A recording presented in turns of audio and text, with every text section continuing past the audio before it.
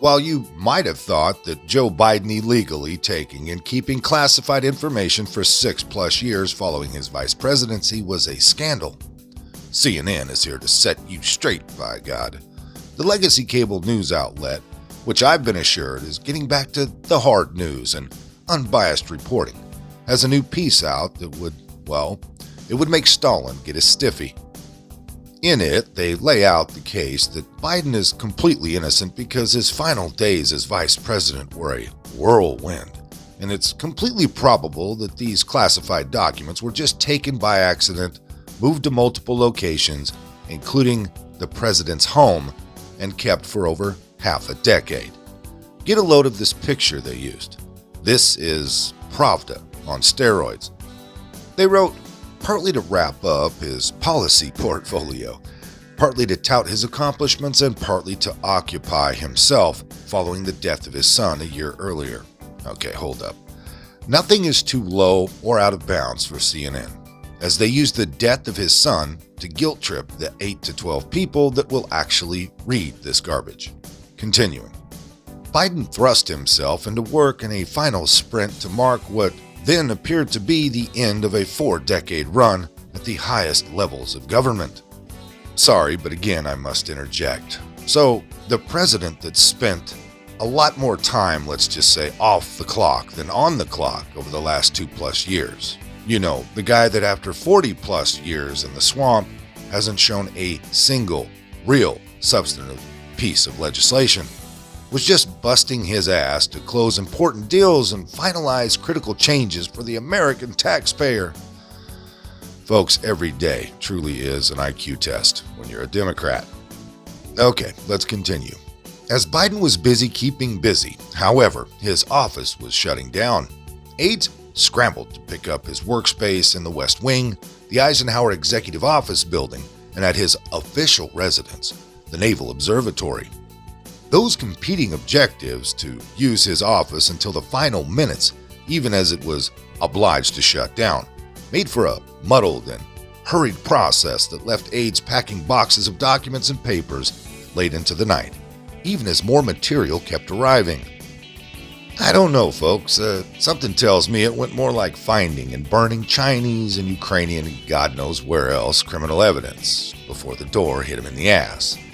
Either way, you just have to love the framing from the geniuses at CNN. You silly rubes that think this classified document thing is a big deal, come on. You just don't realize that Biden was so incredibly dedicated to being vice president that he was working up until the final day. That's why those classified documents were taken completely by accident and placed in his freaking garage. Oh, and at a Chinese money funneling think tank. Oh, but it gets much better, though.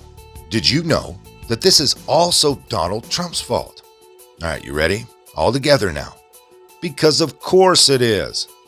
All right, back to the article. Quote, the looming arrival of Trump to the White House left many of Obama and Biden aides weary of the future and eager to cement many of their accomplishments. It was an uneasy moment, according to many who lived through it. They lived through it, folks. They lived through it like a plane crash. Quote, it was just a really, really weird time for everyone. The source familiar said. The source, huh? The source is probably a janitor. Or no, maybe the guy that had to repaint the walls and shampoo the carpet before the Trump administration took over. Quote, the steady pace of official events Biden maintained in the final days made the process of packing his office more difficult, according to former aides.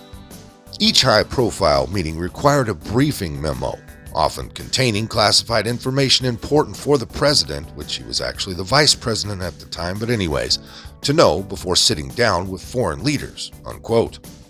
So basically, if it weren't for that damned orange man being so darn bad, Biden and his lackeys wouldn't have been rushed to cement their accomplishments. I'm making quotation marks with my fingers. That's how those classified documents ended up 6 years later next to his Corvette in his garage. Folks, really all you can do is laugh at this stuff because it's just that insane. The lengths of which the press will go in order to excuse the illegal behavior of Democrats never ceases to amaze. Of course, in this case, the excuses don't even begin to add up. For example, while we don't know the contents of the material found at Biden's Delaware home, actually garage, we do know that the classified documents found at the Penn Biden Center contain SCI information. Do you know where SCI information is stored and must be viewed? That would be inside a SCIF facility. No one just accidentally takes that type of material home with them. Not even an idiot like Joe Biden.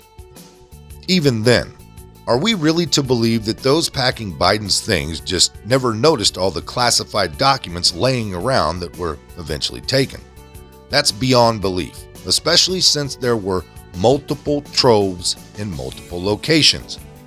At some point, folks, the quote, "it was just a mistake," unquote, excuse crashes and burns, and we've passed that point. Never mind that the materials themselves, dealing with Ukraine and Iran, are specific enough to draw serious suspicions.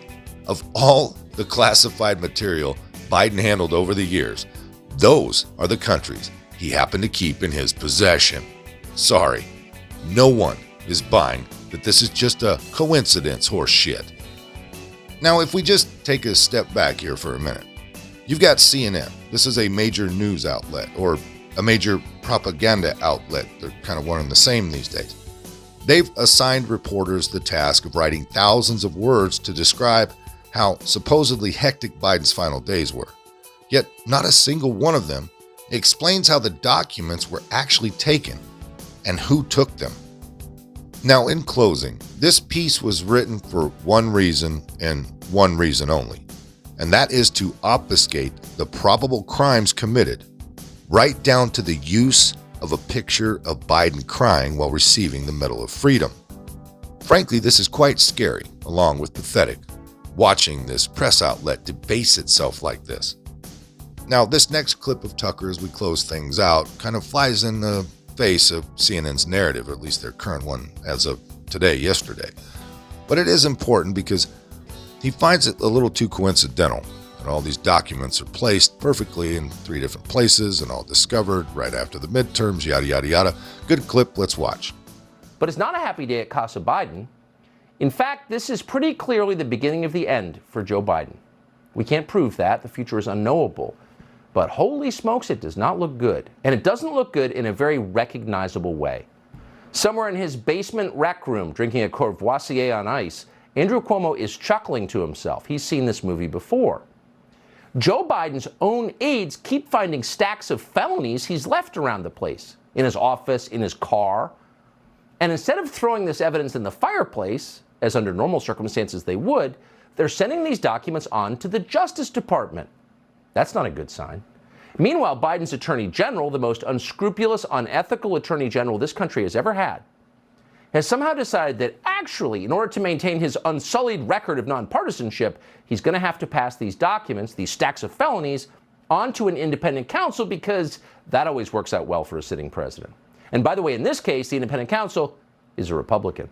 Good luck, Joe Biden. Happy 80th birthday. Here's Merrick Garland. On the evening of November 4th, 2022, the National Archives Office of Inspector General contacted a prosecutor at the Department of Justice. It informed him that the White House had notified the archives that documents bearing classification markings were identified at the office of the Penn Biden Center. That additional documents bearing classification markings were identified in the garage of the president's private residence in Wilmington, Delaware. This morning, President Biden's personal counsel called Mr. Lausch and stated that an additional document bearing classification markings was identified at the president's personal residence in Wilmington, Delaware. They got Joe Biden. His own people got Joe Biden. But they don't want to wreck the party in the process. You following this? So the Department of Justice knew on November 4th that Joe Biden had committed crimes. November 4th was 4 days before a pivotal midterm election. So naturally, the DOJ didn't issue a press release about it. They didn't dispatch the FBI to raid Biden's home in Rehoboth and root through Dr. Jill's underwear drawer. No chance of that. Biden may be a terrible president, but he's still a Democrat. It's not like he's orange. So Merrick Garland, who is, and we cannot emphasize this enough, a soulless hack who will do anything the Democratic Party requires of him. Merrick Garland kept the news secret long enough to keep other Democrats out of the blast zone. Why hurt everybody else? They're just trying to hurt one guy. It's Joe Biden. So it wasn't until today that we knew Biden had been stashing state secrets in his Corvette. Here's Fox's Peter Ducey. Okay. Classified material next to your Corvette. What were you thinking? I'm going to get a chance to speak on all this, God willing. So that kind of answers that question. If you're still wondering where there is an organized effort within the White House to hurt Joe Biden, all you need to know is this: his staff keeps putting him out there in public to talk, which of course he can't do. He can barely read a prepared statement. Notice they did not do that during the last presidential campaign in 2020 because they knew it wouldn't help and they wanted the White House. And it helps even less now, but they're doing it. Why are they doing that now? Well, here's a guess. Right after the midterm elections in November, Joe Biden made it clear he had no plans to step aside and make way for Kamala Harris or Gavin Newsom or Michelle Obama. I'm thinking of running again, he said, and he seemed to mean it. Oh, he shouldn't have said that. Next thing you know, he's got a special counsel crawling around his life, armed with subpoena power and a big staff and a big budget. Well, that's how things work in Washington, they'll tell you. Oh, no, it's not. No, it's not. Not unless you have no choice. If you're the President of the United States, a special counsel is the last thing you want. Why? Because you have no idea where that investigation will go. Ask Bill Clinton. He's still mad about it. And that's why there was no special counsel appointed when Hunter Biden's laptop proved that the Biden family was selling influence to the Chinese government. Most of this came by way of redstate.com. If you liked it, hit that like button. Subscribe if you haven't. Leave a comment down below. There's a PayPal link in the description box, so please put $1 in the bucket on the way out the door. I'd like to thank everyone for all your donations. They're much needed and much appreciated. Now, with all that being said, we'll see you next time. Come on, move. Move. Easy, easy.